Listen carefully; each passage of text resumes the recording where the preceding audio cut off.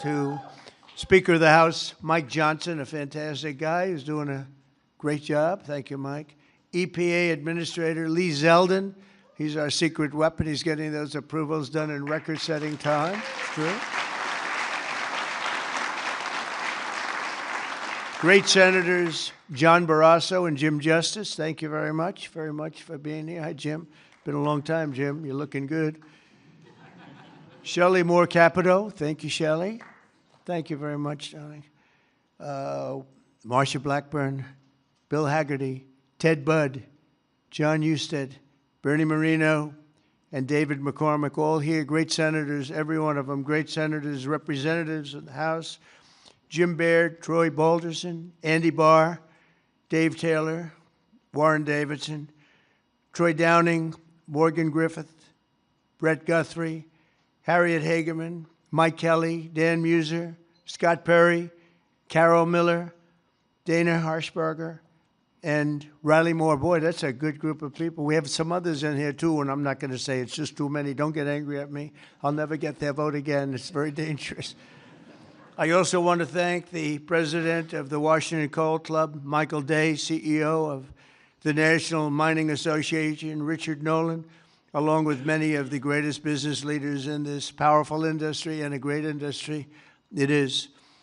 But of course, the most important people here today are those who get their hands a little bit dirty to keep America running at full speed, our frontline coal workers, and I'm pleased to report that in the first year of my presidency, real wages for the typical miner increased by more than $2,200. I'd say that's pretty good, right?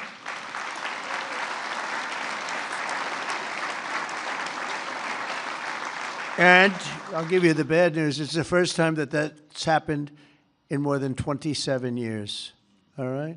Those other presidents didn't take good care of you. They didn't take good care of you at all. They didn't realize what they had. The last time many of us were together, I signed a historic executive order to ensure that America's beautiful clean coal plants would keep running when we need it most, and that's 24 hours a day in rain, sleet, and snow. You know, coal can operate when other substances can't. The Biden administration, he had no clue what he was doing. Shut down dozens of coal plants. They shut them down. Literally, it seemed like one a week, one a day. They were shutting them down left and right as fast as you could. They were paying people to shut down a coal plant. And if we had stayed on the ruinous path, we would have seen mass suffering and rolling blackouts all over the country. We would have had blackouts right now all over the country. We would have had a country that, worse than blackouts, every other thing would have been wrong with it, too, with all of the horrible things that took place at our border. And right now, our border is 100% secure. First time in the history of our country, actually. And you see it all the time. So instead, when large parts of our country were hit with winter storms, it was coal that kept the power on, and it was coal that never was bothered by cold weather, warm weather. It's never bothered by anything. It just keeps on chugging, right? During this vicious storm, and they had some really bad ones, coal generation surged 31%, while solar and wind totally collapsed. I'm not a big fan of those crazy windmills that are all made in China. You know, they're made in China, but not used by China. Let's look for a couple of wind farms in China, see if you can find one. They sell us those things for fortunes, but we don't do them anymore. Have we done any this year, Doug? We're not going to do any, hopefully for 4 years in this country. They're losers. They lose. You're supposed to make money with energy, not lose money with energy. And they lose a lot of money.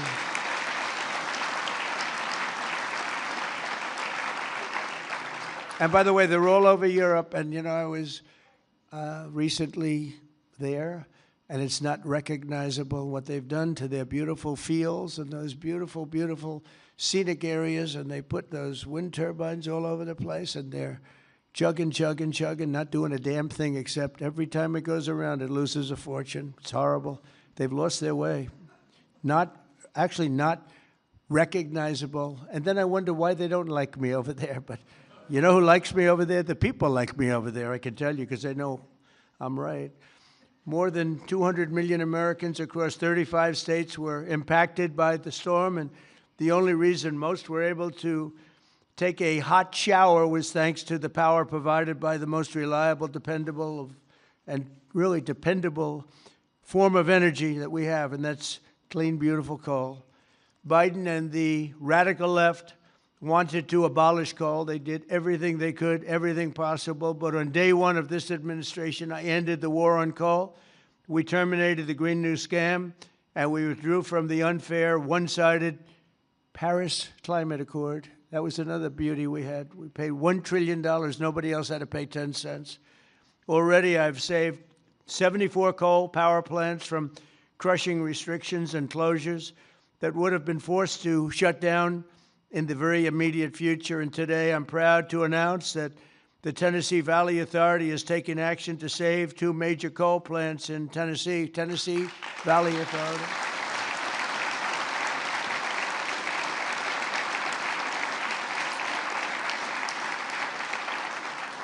The plants are the Cumberland Fossil Plant and the Cumberland City.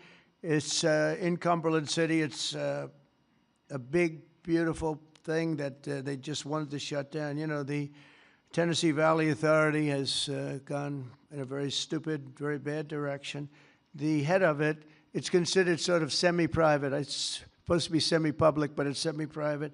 It's the highest paid government-type official in history. I think they pay them $10 million a year. They're paying them $10 million. I think the Speaker of the House wants to resign and head the Tennessee Valley Authority. And he could do a much better job, I can tell you that. Is that right, Doug? They pay him $10 million a year. Can you believe it? Well, Trump is on the scene now. We're going to make his life miserable. $10 million. I wonder what he got before he got that job. Probably making $150,000, right? And the Kingston fossil plant in Harriman, Tennessee, so they're going to remain open and they're going to be vibrant. They're going to be improved, built up, and continue to do all the things that they do. These 2 plants were slated for termination, but we're going to save over 450 jobs by keeping them going and going strong. In addition, I'm directing the Department of Energy to issue funds to coal plants in West Virginia, Ohio, North Carolina, and Kentucky to keep them online and keep those plants open. Right, Jim?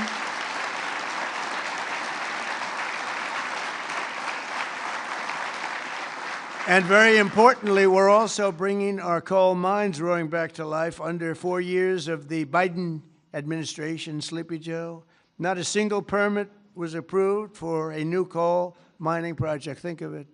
4 years, not one permit. They were all being disapproved, actually. So not a single permit was approved. I didn't know that. But in 1 year of Trump, we've already approved over 70 permits for very big, very powerful mines that are going to be with us for many, many years to come. And we did that over the last 30 days. We did more than half of them because we have the system going now. It's a very reliable source, great source. If you look at some of the most prosperous places in the world, they run on coal. Since I took office, coal production is up by nearly 4 million tons a month after falling for decades. I mean, literally decades. Coal power generation is up by nearly 15% in my first year, and that number is going to be about 25 or 30% this coming year, at least. These pro-American energy policies are bringing energy prices way down. You see what's happening even with gasoline. I was in Iowa last week, and it was $1.85 a gallon. And many of them are $1.99 and $1.91 I saw. We have them under $2 a gallon now. A little while ago, just a year and a half ago, they were at $3.50, $4, $4.50. In California, $7 because of its crazy taxes. Coal is one of the lowest priced energy sources, and it's probably considered by almost everybody to be the most reliable. It requires no subsidies because you make money with coal. More coal means lower cost and more money in the pocket of the American citizens and in the pocket, frankly, of the United States of America. That's not bad. Every once in a while, we have to take care of our country, right? With us today is Caleb Blackford, who drives a haul truck at Bear Run Mine in Duggar, Indiana. Great state. We love Indiana. I only like states that are one so big, you know. I want to pick, no, I like them all. Where she has worked for 5 years, and she's joined by her wonderful husband, Eric, who also works at the mine, and their really incredible son, Isaac. And Kayla, if you could come forward, I'd like to just have you say a few words, please. Come on up. Where's Kayla? Kayla, oh, hi, Kayla.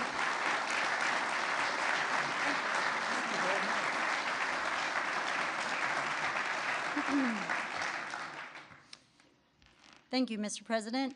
As he said, my name is Kayla Blackford, and I am so proud and honored to be here today representing Peabody and coal miners across this country. My husband and I both work at Bear Run Mine in southern Indiana. I drive a haul truck, and I train others on this large piece of equipment. A haul truck is used to move rock or coal and is capable of carrying loads of nearly 250 tons. The tires are 12 feet tall. When I stand next to one, I barely reach the middle of the tire. It's the best job I've ever had, and not just because of the cool mom points I get for driving big equipment. My job supports my family. It supports our community, and it keeps the lights on and electricity affordable, not just in Indiana, but across the country. As demand increases and our lives become increasingly electrified, America needs to generate more electricity, not less. For years, coal miners have felt the weight of policies that made our future uncertain. Over the past year, that weight has begun to lift. My son, Isaac, who's here today,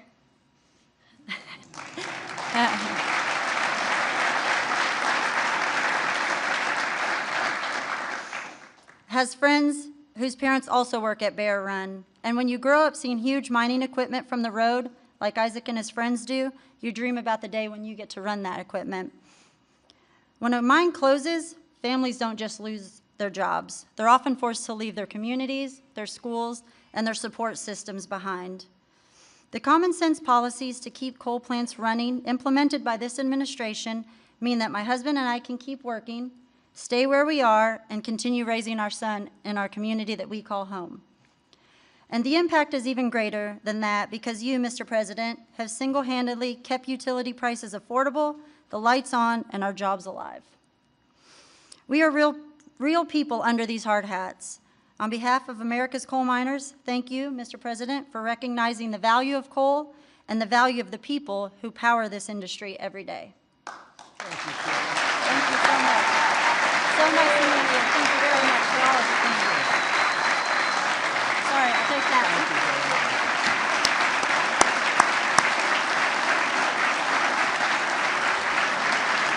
Good job. She did a good job, right? Look at the boy. He's so proud of Mom, huh? Did a good job? Couldn't do better, right? Anyway, thank you, Kelly. That's really nice. Thank you very much. Coal is also critical to our national security, vital to everything from steel production to shipbuilding and artificial intelligence. It's incredible what's happening with coal. And it's also incredible how clean they're able to keep it now with all of the new techniques. By using it, they're able to do things environmentally that are amazing. You see that. That's why I'm also pleased to announce that in just a moment, I will sign an executive order that directs the Department of War to work directly with coal plants on the new power purchasing agreements, ensuring that we have more reliable power and stronger and more resilient grid power. And we're going to be buying a lot of coal through the military now, and it's going to be less expensive and actually much more effective than what we have been using for many, many years. And again, with the environmental progress that's been made on coal, it's going to be just as clean. As some of you may know today, February 11th is Thomas Edison's birthday. There could be no better way to honor the legacy of the man who lit the world. Did you know that? The man who lit the world, Isaac. Do you know that? You ever hear of Thomas Edison? A little before your time, slightly.